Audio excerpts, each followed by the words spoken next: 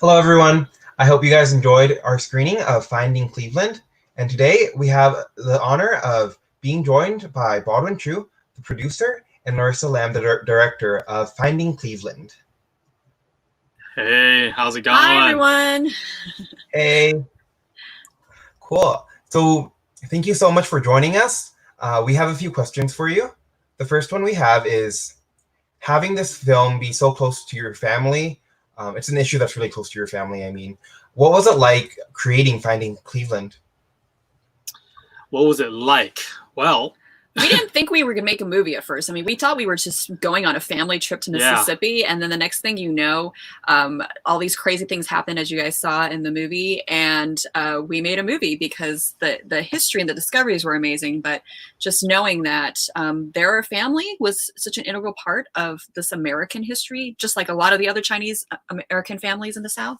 Yeah, I mean, it was, for us, it was like, let's just go and make a family video and maybe stop by Memphis and visit Elvis. Which we did. We did go to Graceland. That was our initial thought. But I think once we got there and we started seeing all this stuff happen, she basically said, we gotta do more than a family film, family movie. At the least, we wanted to make a really nice video for our daughter to one day look back and say, these are your roots. But, you know, in the end, a lot of people have seen the story, and we hope it inspires other people to tell their stories and to also go searching for their roots. Yeah. Wow, well, thank you so much for gifting everyone with this documentary then. Our next question is, how did you do research for Finding Cleveland? Did you do some research before traveling down to Cleveland, or did you do most of your research after? Yeah, yes and no. The very, very first trip, not really any research. It was basically my brother tried to find some places, and he just called City Hall. I mean, that's really all he did. And then City Hall, it just kind of like it said in the film, I think just right before our trip, maybe a few days before, they said there's a Chinese museum, maybe check them out. And that's kind of where we went from there. I mean, I think they might have told him, these are the cemeteries, like I think your grandfather is in, so here it is. Yeah, so it wasn't really until we got there that when we actually found the museum, like you saw in the movie, that's when all the people started showing up. And when the museum started connecting us with all the people, that's when we were able to do a little bit more digging, a little bit more research. And so even though what happens in Finding Cleveland only happened in less than 2 days, we actually went back to Mississippi once or maybe even twice. We met back several times and talked to people even when we weren't there. So then more people we found out that had actually known Baldwin's grandfather or even great-grandparents. So that's what, we actually made a second film that you guys saw the trailer for, Far East Deep South, which is 76 minutes and shows a lot more discoveries. A lot of research. A lot of research for that one. A lot of research. And then also using the National Archives and newspapers and obituaries and other things, manifests. We did a lot more research. Yeah. We're pros now at researching genealogy. Yeah, we actually did a little seminar type of talk, Q&A and with Family Search. So even they're coming to us now like, how did you research your own family in the United States? It started by accident. Yeah. Wow, that's really cool that you've been able to encourage so many other people in doing their own research. So it's been about 5 years since you created Finding Cleveland. Does the film resonate the same way with people as when it first premiered? And does it resonate in the same way for you two when it first premiered? You know what's weird? When we made the film, it was kind of like, oh, let's just try this out. I had never made a film. I come from the music background. I'm a music artist, a songwriter. Baldwin's a rapper, known as Only One. Some of you know our music. But we were like, oh, let's just try this out. Let's do this short. And it was so well received. And even then, we thought we would just do the film for a festival circuit for like a year or maybe even 2. And then we showed the film all the way up to like February of this year at an event. So there was still a demand for the film, and people were just so, interested in it that it is still resonating with a lot of people today. Yeah, and actually, when the very, very first day we filmed, we showed the film. What you guys saw is actually our final version. So there was some modifications and some upgrades to the film since our very, very first screening. So as we fine-tuned it, and even in May, when we did API History Month, the local museum here, the library here actually showed it again, and it definitely resonated. And I know I saw a question just pop up that, what's changed, about our film. Well, Finding Cleveland, what you saw is our final version of Finding Cleveland, but Far East Deep South, our 76-minute version, really expands the story, and it's really a sequel and a little bit of a prequel. We talk about why we had to go find Cleveland and gives more backstory on Baldwin's dad, what he had to go through as a 14-year-old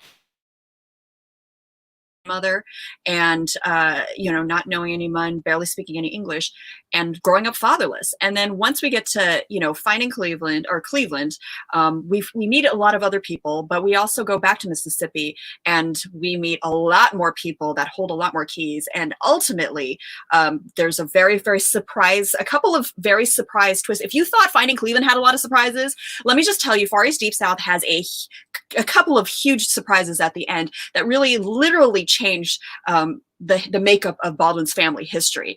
So that's kind of the things, and it shows, little spoiler, it shows how deep their roots really are in this country. And so it became more than just a Southern story, which was important, but also about how deep their roots were in America. Wow, that's really cool. If people want to watch Far East Deep South, or if they want to watch Finding Cleveland again, or if they want to introduce it to a friend, how can they view or purchase these two films? Well, right now, Finding Cleveland, we have it exclusively this week or I guess today. You guys are the only places showing it right now. So they missed out. Uh-oh. Yeah. If you came in late, you missed out. You can go to our website, findingcleveland.com, and sign up on a mailing list, because we do have a few other film festivals that are still going to be showing Finding Cleveland, I think, this year. And we also do other special screenings of it. So sign up on our website, or follow us on social media, and also sign up on our email list to get the info on when Finding Cleveland. Far East Deep South is actually showing this week at the Oxford Film Festival online till June 12th. Now. You can go to fareastdeepsouth.com if you liked our story here and you want to see more. And also, we are talking about the relevancy. The interesting about Far East Deep South is that we actually dive into the history between the Chinese and the African American community. A lot of people don't know that history that was intertwined during segregation. And I think a lot of us that are Asian maybe grew up thinking a little disconnect to the African American history and story. But we really show in Far East Deep South what connectedness we had with that community, and hopefully give some better understanding of what's going on today, because our community did experience some of the similar things back in the day. Yeah, and quick spoiler, this weekend while we were showing Far East Deep South at the Oxford Film Festival, we actually won. we were in discussions with them about when they would show Far East Deep South, and we had asked that they show it towards the end. And since they were done with all that at the end, they did the festival this weekend, and we actually won. Yeah, and I know Jessica here has a question. We better ask that since she's in charge of Happy Fest.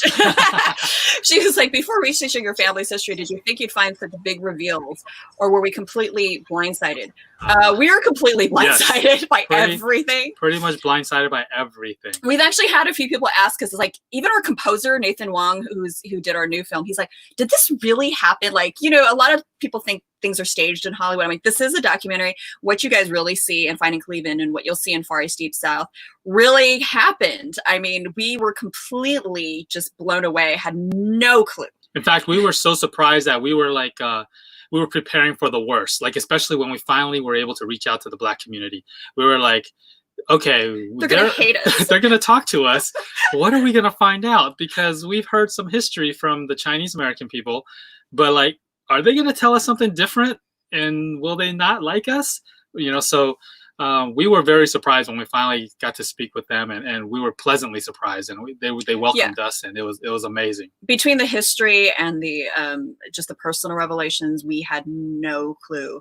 So hopefully, in taking people through Finding Cleveland and even Far East Deep South, people take that journey with us and just being surprised every step of the way, because that's really how we felt, and I really wanted to duplicate that feeling for audiences. Yeah, and even when you go and watch Far East Deep South, you'll find our Finding Cleveland story embedded in there. But now new aspects. Yeah, but now it's told in a slightly different way, because now we know what happened before and what happened after that event.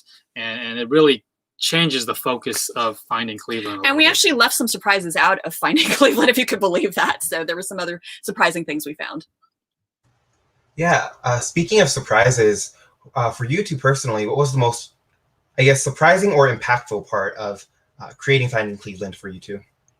The most surprising or impactful. You know what? I think the thing that has really been crazy is, like I said, we started out making a family film, that we wanted to show our daughter, and maybe a few people would see it.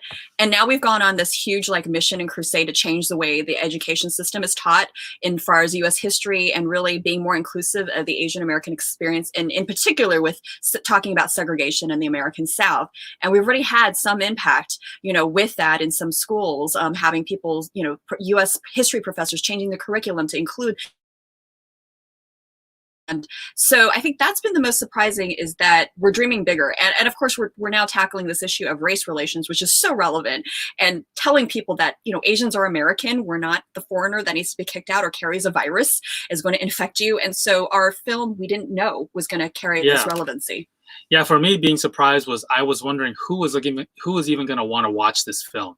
Was this going to be just another film that Chinese Americans would be the only ones interested in, or could we make a film that's that everybody would like? And what has surprised me was that the Black community actually reached out to us recently and said, like, "Hey, we saw the screener. We want to talk. We want to know why.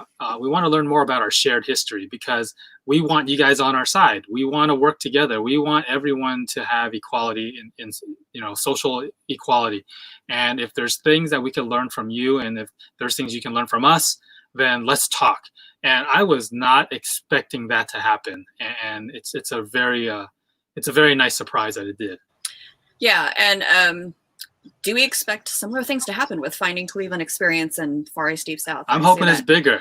Yeah, so before, with Finding Cleveland, we did tour the country. Jeremy, we came out to your university, George Washington University. We came out to Houston. That's where we met a lot of the OCA Happy co-sponsored that event with CACA. That was great.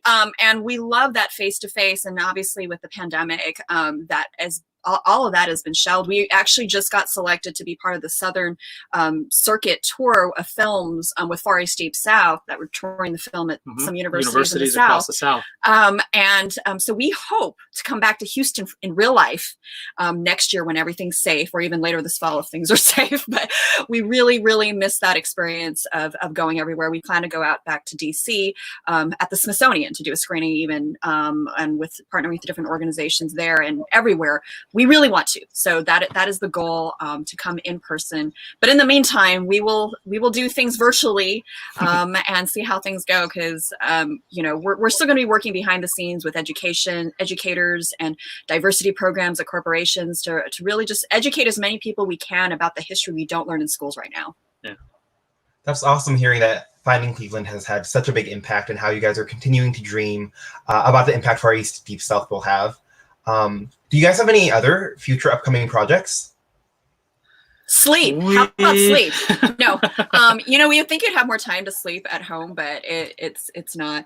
We actually have been asked. I don't think we can officially announce it, but we were asked to do a few other projects that's related to Asian American history. Some other prominent people wanted their stories told as well. So we're talking to them. We're also trying to use a lot of the footage that we didn't get to use for our film and create other types of projects with them. Books, other webisodes, a lot of testimonials from all the other people that we interviewed. And we just want to create other content so that people can get a more complete picture of what really went into Far East Deep South and how this really affects other people as well.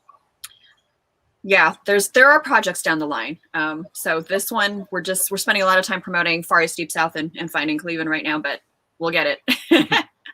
Well, thanks for sharing. I'll definitely keep my eye out then. One last question. For me, as a volunteer with OCA Greater Houston, we're working as community advocates to empower individuals to register to vote and to fill out the census. This year is the 2020 census, and it's also an election year, so it's a crucial time to make a difference. Why is it important, even during a lockdown, to do our due diligence? Yeah, man, last time I was in Houston was because I was learning about the census over at the OCA National Convention. And it's definitely important for several reasons, but definitely we need to have the accurate count so that we can have the right funding for all our public programs. As my daughter's going to school, we want to make sure her school has the right amount of funding, and our census really matters for that. But if I take this back historically for our film, we could not have gotten the information that we found without the census. We found census reports going back to the early 1900s, 1900, 1910, 1920. And even possibly one that in the 1860s, little spoiler alert, or not 1870s or 1880s. Yeah, spoiler alert. Yeah, she might have found something. We haven't dug it all the way down to that 1800s one yet, but we found something. So this is impactful now because who knows in the future generations that someone is trying to look at what happened in 2020. They're going to be digging up the census reports that we are doing today. From a family standpoint. And of course, I think earlier there was a wonderful, PSA on that, talking about the importance of the data collection in terms of funding for grants and for other resources.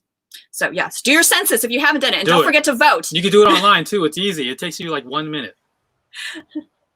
Cool. Well, thank you so much for your time, Baldwin and Larissa. Yeah, thanks.